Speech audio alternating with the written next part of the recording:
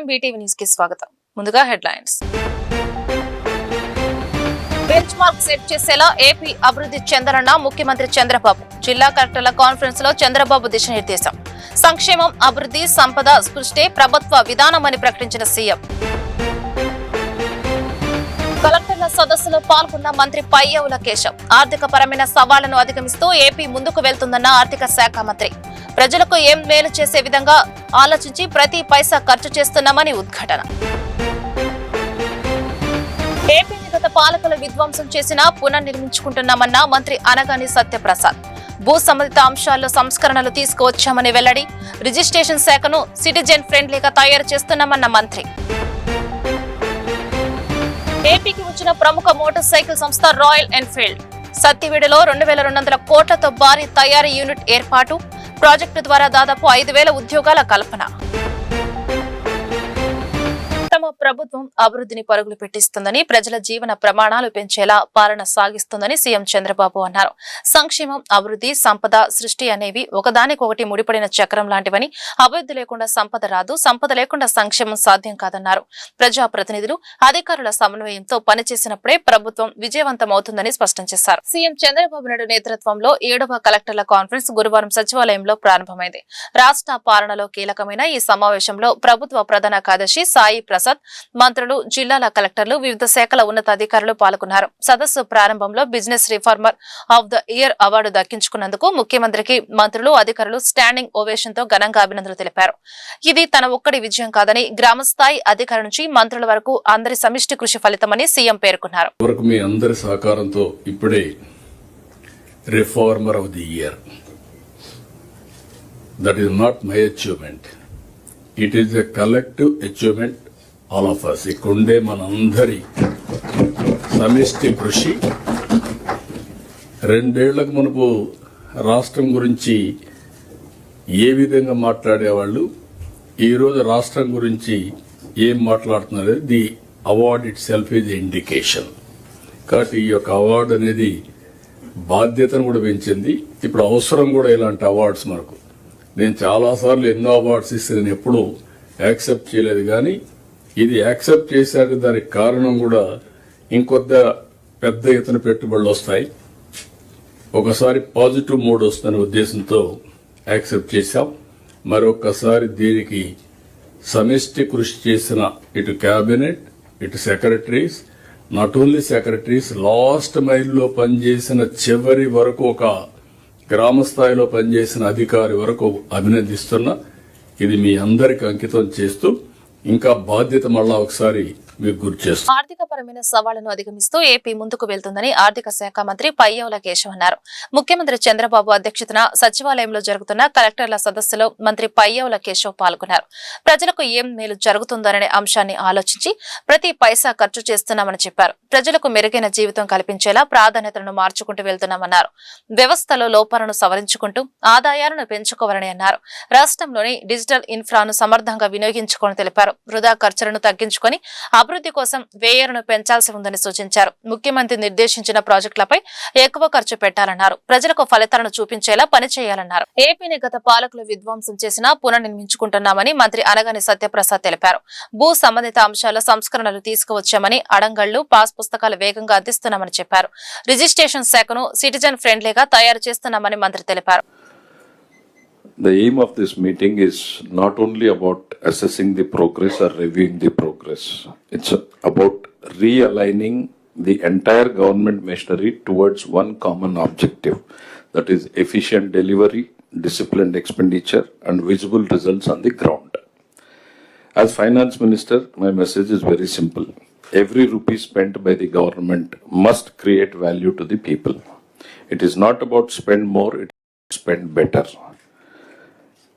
Especially when the resources are limited. You know what we are going through at present. There is a huge resource gap between what we are earning and what we are spending. As a finance minister, I find it as a challenging times, but as the chief minister always says, it is an inspiring time for him. For a man who has seen every crisis as an opportunity, it is an inspiring time for him. But for me, every day it is a challenging time with so much of resource gap to manage at every step, starting from salaries, pensions to the developmental expenditure. So I request every secretary, every collector to spend wisely within the allocated budget and make, instead of spending, what should be our thing is, what is the outcome based? Rather than spending on what is released, what is amount spent, we are seeing it in physical numbers. What is that quality change we could bring in the lives of the people should be the measure yardstick for the collectors to come. It is in a state level, we go by the numbers, but in the field as collectors, we should see if we have spent on a road, what outcome has it given? If we have spent in a hospital, what is the quality of change it has brought? That should be the real motive of the thing. So basically, we as a finance department, we are here, we always request, to avoid the wasteful expenditure. And I also request, it is not only about spending wisely, it is also about earning wisely. Collectors must also take good interest in all the revenue earning departments, which Honorable Chief Minister has been repeatedly saying. It's not only about spending. Now we have to tighten wherever there is a loophole in the system, and we should earn more so that we can give better services to the people.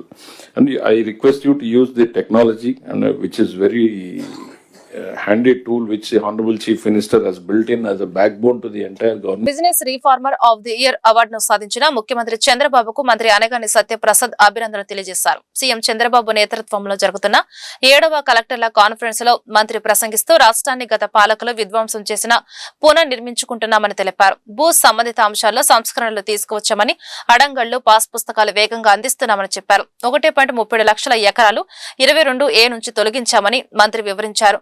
Registration శాఖను citizen ఫ్రెండ్లీగా తయారు చేస్తున్నామని మంత్రి తెలిపారు. Revenue registration సర్వీసులు ఒకటే platform పైకి తీసుకురావాలని నిర్ణయించామన్నారు. పేదలకు అసైన్ చేసిన ఇళ్ల పట్టాలు గతంలో 10 ఏళ్లు ఉన్నది, అది ఇప్పుడు 2 ఏళ్లకి చేసే విధంగా కూడా మేము కార్యాచరణ చేస్తా ఉన్నాం. దీనివల్ల పేదలకు ఎంతో తోడ్పాటుగా ఉంటుందని చెప్పేసి కూడా మేము తెలియజేస్తాను. అలాగే అయితే పట్టణ గరిష్ట భూ పరిమితి చట్టం ఉందో దాన్ని సవరించే విధంగా, అంటే క్రమబద్ధీకరణ చేసే విధంగా డిసెంబర్ 31 వరకు పొడిగించాం. గతంలో గవర్నమెంట్ దాకా వచ్చేది ఇప్పుడు CCLA స్థాయిలో అది అంటే మంచిగా స్మూత్గా అయ్యే విధంగా సవరణ కూడా చేయడం జరిగింది. అలాగే ఎన్నో ఏళ్లగా ఈ విలేజ్ సర్వీస్ ఇనాములు ఏదైతే పెద్ద సమస్యగా ఉందో ఈ రాష్ట్రంలో, ఎన్నో మన గ్రీవెన్స్లు వస్తూ ఉన్నాయి. అవి కూడా గౌరవ ముఖ్యమంత్రి ఆదేశాలతో 22A నుంచి తొలగిస్తూ మన ఉత్తర్వులు ఇచ్చాము. 137,000 ఎకరాలు దీని ద్వారా పేదలకు లబ్ధి పొందింది. అలాగే షరతుగల పట్ట, ముఖ్యంగా ఈ ప్రాంతంలో కృష్ణా గుంట ప్రాంతంలో ఉన్నటువంటి భూములై దాదాపుగా 33,440 ఎకరాలు ఉంటే దాంట్లో 33,012 ఎకరాలకు నిషేధించే జాబితా నుంచి తొలగించడమైంది. అలాగే చుక్కల భూమి గురించి కూడా ఈ 2-3 రోజుల్లో గౌరవ ముఖ్యమంత్రి గారు డెసిషన్ తీసుకుని పాజిటివ్, అంటే లార్జర్ ఇంట్రెస్ట్ లో మంచి పేదలకు మంచి జరిగే విధంగా దాన్ని కూడా మనం ప్రకటించబోతా ఉన్నాం మార్గదర్శకాలని చెప్పేసి కూడా నేను తెలియజేస్తా ఉన్నాను. మనం తప్పుడు పత్రాలతో ఏదైనా రిజిస్ట్రేషన్ జరిగితే కలెక్టర్లకే మనకి అధికారులు ఇచ్చే విధంగా, ఏదైతే తప్పుడు రిజిస్ట్రేషన్ జరిగినాయో రద్దు చేసే విధంగా కూడా మనం ఉత్తర్వులు ఇచ్చాం. అవి కూడా మీ అందరూ కూడా శ్రద్ధగా, అంటే ఎక్కడ కూడా తప్పిదాలు జరగకుండా చూసుకోవాల్సిన బాధ్యత మీ అందరికీ ఉందని చెప్పేసి కూడా మరొకసారి గుర్తు చేస్తా ఉన్నాను. ముఖ్యంగా సిటిజన్ ఫ్రెండ్లీ శాఖగా రిజిస్ట్రేషన్ డిపార్ట్మెంట్ చేయాలి అని చెప్పే తమతో దీంట్లో భాగంగా స్లాట్ బుకింగ్ మొదలుపెట్టాం. అలాగే త్వరగా మన రాష్ట్రం అంతటా కూడా ఏదైతే అష్టమైల్ జిల్లాలు ఉన్నాయి అన్నింటిలో కూడా మనం ఈ రిజిస్ట్రేషన్ సేవా కేంద్రాలను కూడా ఏర్పాటు చేయాలని చెప్పేసి మనం ప్రవేశపెడతా ఉన్నాం. అలాగే రెవెన్యూ సర్వీసెస్, రిజిస్ట్రేషన్ సర్వీస్ అన్ని కూడా పూర్తిగా ఇంటిగ్రేట్ చేస్తూ ఒకటే ప్లాట్ఫామ్ మీద తీసుకురాబోతా ఉన్నాం. ట్యాంపర్ చేయకుండా, వీలు లేకుండా ఉండే విధంగా బ్లాక్ చైన్ టెక్నాలజీతో శాశ్వత డిజిటల్. ఎందుకంటే గతంలో మనం చూస్తా ఉన్నాం, ఈరోజు ఎక్కువ గ్రీవెన్స్ వచ్చేది మన కింద స్థాయి అధికారులు ఫైల్ పోయింది అని చెప్పేసి వాళ్ళ దగ్గర ఏమో ఏదైతే పిటిషనర్స్ ఉన్నారో వాళ్ళ దగ్గర చాలా మందిగా ప్రూఫ్స్ ఉన్నటువంటి పరిస్థితి. ఇలాంటి పరిస్థితులు మళ్ళా రాబోయే రోజులు రాకుండా ఉండే విధంగా డిజిటలైజేషన్ అనేది పూర్తిగా 100% చేయాల్సిన బాధ్యత మనందరికీ ఉంది. ఆంధ్రప్రదేశ్ పారిశ్రామిక రంగానికి భారీ ఊతం లభించింది. ప్రముఖ ఆటోమొబైల్ దిగ్గజం iconic motor cycle brand royal Enfield తన నూతన తయారీ యూనిట్ ను ఆంధ్రప్రదేశ్ లో ఏర్పాటు చేయనుంది. 1901లో సంస్థ ప్రారంభమైన నాటి నుంచి తమిళనాడు వెలుపల ఇంత భారీ స్థాయిలో విస్తరించడం ఇదే తొలిసారి కావడం విశేషం. తిరుపతి జిల్లా సత్యవేడులో ఈ అత్యాధునిక తయారీ కేంద్రాన్ని ఏర్పాటు చేయనున్నారు. ఇందుకోసం కంపెనీ 2 దశల్లో సుమారు 2,200 కోట్లు పెట్టుబడిగా పెట్టనుంది. ఈ ప్రాజెక్టుకు ముఖ్యమంత్రి నారా చంద్రబాబు నాయుడు అధ్యక్షతన సమావేశమైన రాష్ట్ర పెట్టుబడుల ప్రోత్సాహక మండలం ఆమోదం తెలిపింది. ఈ ప్లాంట్ ద్వారా రాయల్ ఎన్ఫీల్డ్ తయారీ సామర్థ్యం దాదాపు 9 లక్షల యూనిట్లు పెరగనుంది. స్వతంత్ర సమరయోధుడు అల్లూరి సీతారామరాజు వర్ధంతి సందర్భంగా ముఖ్యమంత్రి చంద్రబాబు నాయుడు మంత్రి నారా లోకేష్ నివాళులర్పించారు. సామాజిక మాధ్యమం ఎక్స్ వేదికగా స్పందిస్తూ గిరిజన హక్కుల పరిరక్షణ కోసం మన్యం ప్రజల గుండెల్లో పౌరుషాగ్ని రగిలించిన విప్లవ యోధుడు అల్లూరి అని అన్నారు. తెల్లవారిని గడగడలాడించిన తెలుగు వీరుడు అల్లూరి సీతారామరాజు వర్ధంతి సందర్భంగా ఆ దేశభక్తుని చరిత్రను స్మరించుకుంటూ నివాళి అర్పిద్దామంటూ ఎక్స్ లో సీఎం చంద్రబాబు పోస్టు చేశారు. భారత స్వతంత్ర ఉద్యమాన్ని విప్లవ మార్గంలో నడిపించిన యోధుడు అల్లూరి సీతారామరాజు. ఆయన జీవితం, త్యాగాలు, స్వతంత్రం కోసం ఆయన చేసిన పోరాటం మన దేశ చరిత్ర పుటల్లో శాశ్వతంగా లిఖించబడ్డాయి. బ్రిటిష్ సామ్రాజ్యంపై అటవీ హక్కుల కోసం అల్లూరి చేసిన పోరాటం మరవలేనిదని మాజీ ఎమ్మెల్యే మల్లాది విష్ణు కొనియాడారు. మన్యం వీరుడు అల్లూరి సీతారామరాజు ఆశయ సాధనే వైసీపీ లక్ష్యమని తెలిపారు. అల్లూరి చూపిన పోరాట స్ఫూర్తితో ఆయన అడుగుజాడల్లో నడవాలని విష్ణు సూచించారు. మన్యం వీరుడు అల్లూరి సీతారామరాజు 102వ వర్ధంతి వేడుకలను వైఎస్ఆర్ కాంగ్రెస్ పార్టీ నాయకులు మురళీ కృష్ణంరాజు ఆధ్వర్యంలో ఘనంగా నిర్వహించారు. ఈ కార్యక్రమంలో మాజీ డిప్యూటీ మేయర్ అవుతూ శ్రీ శైలజారెడ్డి తదితరులు పాల్గొని రామకృష్ణపురం బుడమేరు వంతెన సెంటర్లో అల్లూరి విగ్రహానికి పూలమాలలు వేసి ఘనంగా నివాళులర్పించారు. ఈ సందర్భంగా మల్లాది విష్ణు మాట్లాడుతూ బ్రిటిష్ సామ్రాజ్యంపై అటవీ హక్కుల కోసం అల్లూరి చేసిన పోరాటం మరువలేనిదని కొనియాడారు. సీతారామరాజు గారి అడుగుజాడల్లో నడుస్తాం. అందుకనే వైఎస్ జగన్మోహన్ రెడ్డి గారు ముఖ్యమంత్రిగా ఉండగా అల్లూరి జిల్లా అని చెప్పని కొత్తగా ఒక జిల్లాని ఏర్పాటు చేసుకోవడం జరిగింది. అలాగే అక్కడ ఆయన పర్యటించినటువంటి ప్రాంతంలో ఒక మ్యూజియంను కూడా ఏర్పాటు చేసుకోవడం జరిగింది. అలాగే భీమవరంలో ప్రధానమంత్రి గారి చేత ఆ రోజు ముఖ్యమంత్రిగా జగన్మోహన్ రెడ్డి గారు ఉన్నటువంటి సందర్భంలో కూడా పెద్ద విగ్రహాన్ని అక్కడ ఏర్పాటు చేసుకున్నాం ఆయన గుర్తుగా. దీంతోపాటు క్షత్రియ సామాజిక వర్గానికి సంబంధించినటువంటి అనేక మందిని శాసన మండలికి, శాసనసభకు కూడా తీసుకురావడం జరిగింది. క్షత్రియ కార్పొరేషన్ ద్వారా అనేక కార్యక్రమాలు చేయడం జరిగింది. కాబట్టి అల్లూరి సీతారామరాజు గారు ఎప్పటికీ కూడా వైఎస్ఆర్ కాంగ్రెస్ పార్టీకి ఆదర్శం. ఆయన అడుగుజాడలో వైఎస్ఆర్ కాంగ్రెస్ పార్టీ ముందుకు సాగుతుందని చెప్పని ఈ అరాచక ప్రభుత్వం, ఈ దౌర్జన్యం కొనసాగించేటటువంటి ప్రభుత్వం మీద అల్లూరి సీతారామరాజు గారు ఏ రకమైనటువంటి పోరాట స్ఫూర్తితో ఏ రకంగా పోరాటం చేశారో అదే తీరులో ఖచ్చితంగా ఈ తెలుగుదేశం ప్రభుత్వం మీద వైఎస్ఆర్ కాంగ్రెస్ పార్టీ నిరంతరం పోరాటం చేస్తుంది. ఆయన స్ఫూర్తిగా తీసుకుని అని చెప్పి ఈ సందర్భంగా అల్లూరి సీతారామరాజు గారి వర్ధంతి సందర్భంగా మరి ఘనమైనటువంటి నివాళులు తెలియజేశాం. నిజంగా ఈ రోజున రాష్ట్రంలో పరిపాలన కానివ్వండి, సమానం అనేటువంటిది లేదా విలువలు లేనటువంటి రాజకీయాల్లో మనందరం ఉన్నామనంటే నిజంగా ఇలాంటి మహానుభావులందరూ కూడా ఈ రోజు చూస్తూ కూడా నివ్వెరపోయేటువంటి ఆశ్చర్యకరమైన సంగతులను ఈరోజు రాష్ట్రంలో జరుగుతూ ఉన్నాయి. అనేక మంది పోరాటాలు, అలాగే ఏదైతే మన్యం జిల్లా కావాలి అని చెప్పేటువంటి పోరాటాల మీద రాష్ట్ర ప్రభుత్వంలో ఈరోజు ఒక మన్యం జిల్లా అనేటువంటి జిల్లాని మనం కూడా ఏర్పాటు చేసుకోవడం అనేటువంటిది అది కేవలం జగన్మోహన్ రెడ్డి గారికే సొంతం అనేటువంటిది మన గత పాలకులుగా ఉన్నటువంటి జగన్మోహన్ రెడ్డి గారి నాయకత్వంలో మనందరినీ కూడా చూసాం. ఎప్పుడూ కూడా ఒక నాయకుడికి ఇన్స్పిరేషన్గా ఉండాలంటే వాళ్ళు చేసినటువంటి బాటలోనే మనం నడవాలనేటువంటి దాంతో మనందరం కూడా ముందుకెళ్ళాలి. మరి ఏదేమైనప్పటికీ కూడా ఈ రోజున మరి వర్ధంతి కార్యక్రమంలో పాల్గొన్న అందరికీ కూడా మరి ఇన్ఛార్జిగా ఉన్నటువంటి ఈ డివిజన్ ప్రెసిడెంట్లు కానివ్వండి, ఇన్ఛార్జీలు కానివ్వండి, మా కార్పొరేటర్లు కానివ్వండి, మా ఇన్ఛార్జి గారు కానివ్వండి, ప్రతి ఒక్కళ్ళం కూడా ఈ కార్యక్రమంలో పాల్గొని ఎప్పుడూ కూడా విలువలు, విశ్వసనీయమైనటువంటి అధికారానికి కానివ్వండి, పశ్చిమ బెంగాల్లో భారతీయ జనతా పార్టీ 207 స్థానాల్లో విజయం సాధించడం హర్షణీయమని, మైనార్టీలు ఎక్కువగా ఉన్న ప్రాంతాల్లో కూడా బీజేపీ గెలుపొందడం విశేషమని బీజేపీ మైనార్టీ మోర్చా రాష్ట్ర అధ్యక్షులు సయ్యద్ బాషా అన్నారు. అభివృద్ధి కోసం ముస్లింలు బీజేపీకి పట్టం కట్టారని, ఇప్పటి వరకు మమతా ముస్లింలను ఓటు బ్యాంకుగా వాడుకున్నారని విమర్శించారు. రాబోయే రోజుల్లో ఏపీలో కూడా మైనార్టీలు బీజేపీకి దగ్గరవుతారని జోసెన్ చెప్పారు. భారతీయ జనతా పార్టీ రాష్ట్ర కార్యాలయం నందు నిర్వహించిన మీడియా సమావేశంలో బీజేపీ మైనార్టీ మోర్చా రాష్ట్ర అధ్యక్షులు సయ్యద్ బాషా మాట్లాడారు. పశ్చిమ బెంగాల్లో 207 స్థానాల్లో బీజేపీ గెలవడం చాలా గొప్ప విషయమని, పశ్చిమ బెంగాల్లో మైనార్టీలు ఎక్కువగా ఉన్న ప్రాంతాల్లో కూడా బీజేపీ గెలిచిందన్నారు. ఇప్పటి వరకు మమత ముస్లింలను ఓటు బ్యాంకు కోసం వాడుకున్నారని విమర్శించారు. పశ్చిమ బెంగాల్ ముస్లింలు, బంగ్లాదేశ్ ముస్లింలు అరాచకాలను అణచివేతకు బీజేపీకి మద్దతు ఇచ్చారని, అభివృద్ధి కోసం ముస్లింలు బీజేపీకి పట్టం కట్టారన్నారు. భారతీయ జనతా పార్టీ మైనార్టీ మోర్చా ఆంధ్రప్రదేశ్ రాష్ట్ర అధ్యక్షుడైన తర్వాత మొదటి కార్యక్రమం. ఈ సపోర్టు మీడియా తరపు నుంచి ఎప్పుడూ ఉండాలని చెప్పేసి మనస్ఫూర్తిగా కోరుకుంటున్నాను.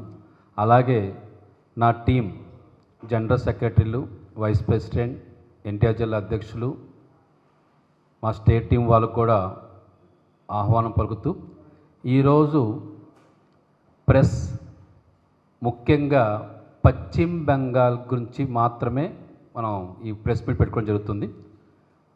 పశ్చిమ బెంగాల్లో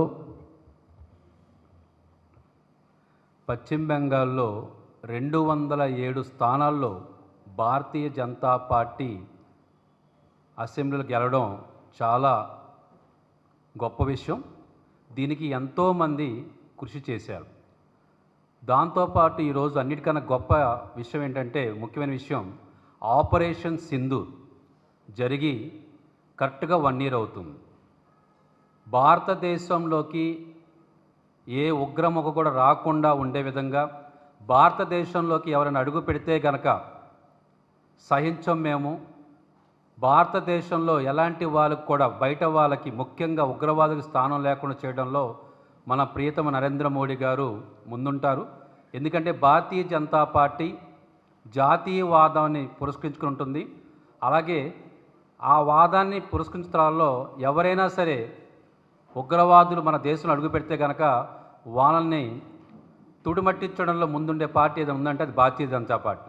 దాంట్లో భాగంగానే ఆపరేషన్ సింధూర్ పాకిస్తాన్లో ఉన్న ఉగ్ర మోకల్ని పాకిస్తాన్లోకి వెళ్ళి ఆ స్థావరాల్లో మట్టు కరిపించిన దేశం మన భారతదేశం. దానికి అండగా ఉంది భారతీయ జనతా పార్టీ, మన ప్రియతమ నరేంద్ర మోడీ గారు. దాంతోపాటు పశ్చిమ బెంగాల్లో 207 స్థానాలు కైవసం చేసుకున్న తర్వాత పశ్చిమ బెంగాల్లో మైనార్టీసు, ముఖ్యంగా ముస్లిం పాపులేషన్స్లో, అంటే ఒక ప్రభుత్వ విప్ సెంట్రల్ నియోజకవర్గ శాసనసభ్యులు బోండా ఉమామహేశ్వరరావు మరోసారి తన గొప్ప మనసును చాటుకున్నారు. సింగ్ నగర్ లోని సెంట్రల్ నియోజకవర్గ శాసనసభ్యులు వారి కార్యాలయం నందు ప్రజాసేవని పరమావధిగా భావిస్తూ ప్రభుత్వ సహాయం అందక ఇబ్బందులు పడుతున్న పేద కుటుంబాలకు తన సొంత నిధులతో అండగా నిలుస్తూ నిజమైన ప్రజా నాయకుడిగా నిలిచారు. సాంకేతిక కారణాలతో ప్రభుత్వ పెన్షన్ అందక తీవ్ర ఇబ్బందులు ఎదుర్కొంటున్న 25వ డివిజన్ కు చెందిన ఇనుకుల సీతామహాలక్ష్మి, 61వ డివిజన్ ప్రశాంతి నగర్ కు చెందిన నిజాంపట్నం సుధాకర్ కు ప్రతి నెల 4,000 చొప్పున తన సొంత నిధుల నుండి పెన్షన్ అందజేస్తూ వారి కుటుంబాలకు భరోసాగా నిలుస్తున్నారు. రాజకీయాల్లో ఉన్నప్పటికీ ప్రజల కష్టాలను తన కుటుంబ సమస్యలుగా భావించి స్పందించడం బోండా ఉమా ప్రత్యేకతగా ప్రజలు పేర్కొంటున్నారు.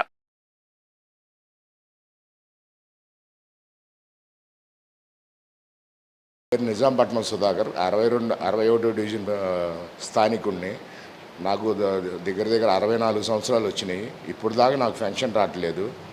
నా బాధ అర్థం చేసుకొని బోండావమ్మ గారు నా మెడికల్ ఖర్చుల గురించి, వాటి గురించి గత 3 నెలల నుంచి తన సొంత నిధులతో ఆయన సొంత డబ్బులు ఇచ్చి మమ్మల్ని అన్ని విధాలుగా మాకు ఆదుకుంటున్నాడు.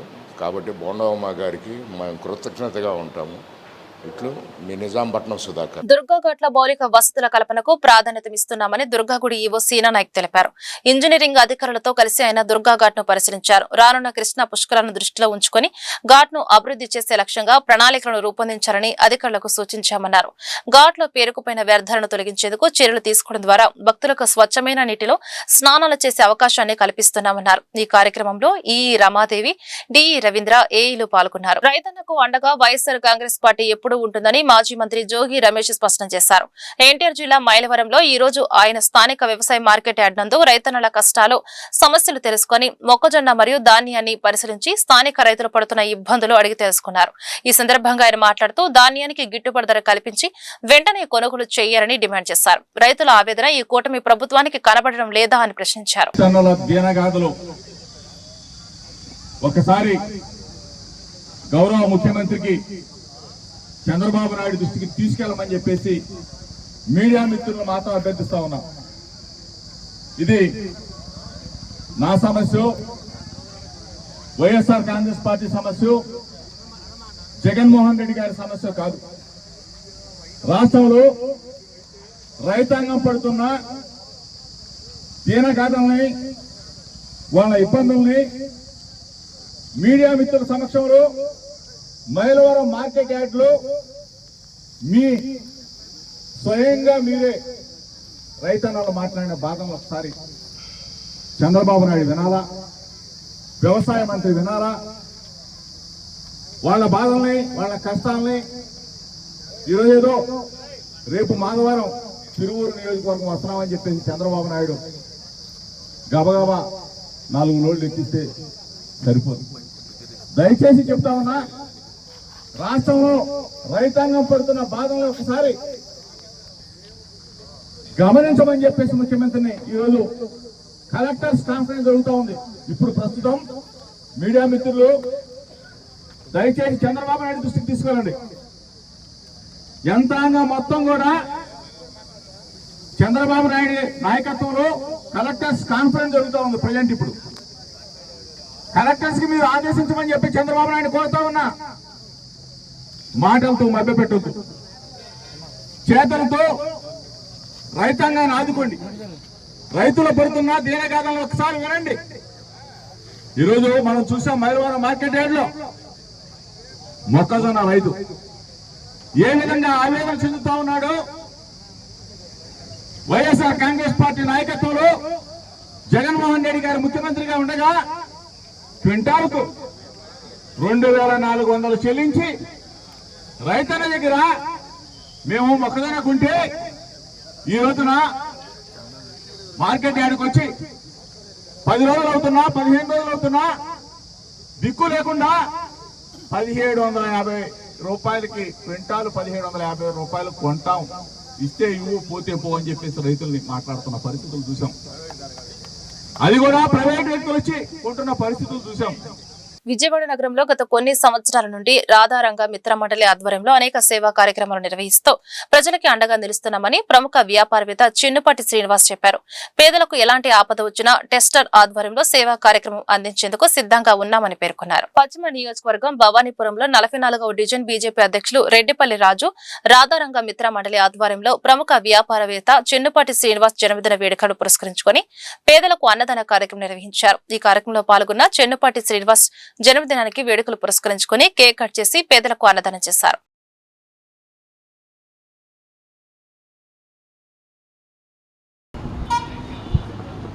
ఈరోజు ఇక్కడ సందర్భం మీ అందరికీ తెలిసింది. కొడుకులు ఇద్దరు రెడ్డిపల్లి రాజు ఇద్దరు పట్టి బలవంతంగా నా కార్యక్రమం ఇక్కడ చేయటం, ముందుగా వారికి వచ్చిన వారందరికీ నా హృదయపూర్వక ధన్యవాదాలు తెలుపుకుంటూ నేను వాళ్ళిద్దరికీ చెప్పా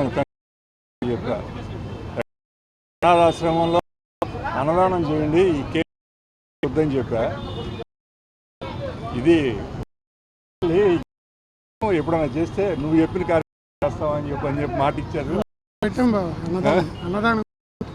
అందుకనే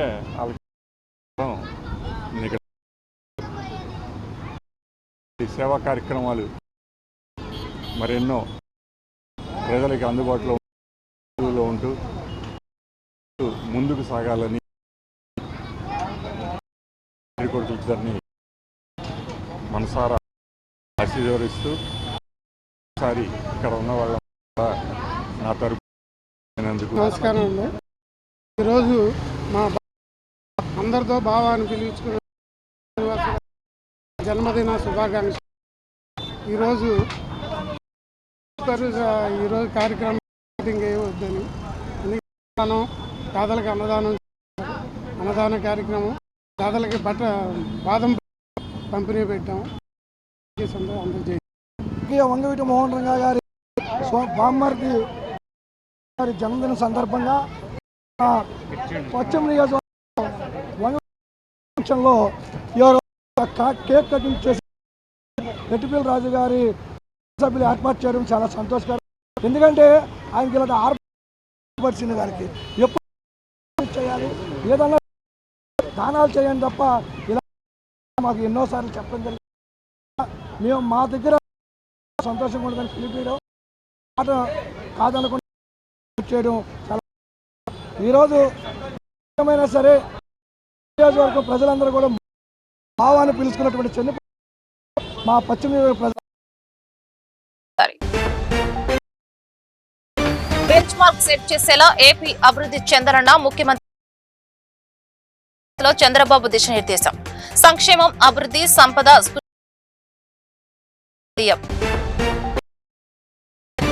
కలెక్టర్ల సదస్సులో పాల్గొన్న మంత్రి పయ్యవుల కేశవ్. ఏపీ ముందుకు వెళ్తుందన్న ఆర్థిక శాఖ మంత్రి. ప్రజలకు ప్రతి పైసా ఖర్చు చేస్తున్నామని ఉద్ఘాటన. ఏపీని గత పాలకులు విధ్వంసం చేసినా పునర్నిర్మించుకుంటున్న సత్యప్రసాద్. భూ సంబంధిత అంశాల్లో సంస్కరణలు రిజిస్ట్రేషన్ శాఖను సిటిజన్ ఫ్రెండ్లీగా తయారు చేస్తున్న మోటార్ సైకిల్ సంస్థ రాయల్ ఎన్ఫీల్డ్. 100 కోట్లతో భారీ తయారీ యూనిట్ ఏర్పాటు. ప్రాజెక్టు కల్పన. ఈ వార్తలు ఇంతటితో సమాప్తం. నమస్కారం.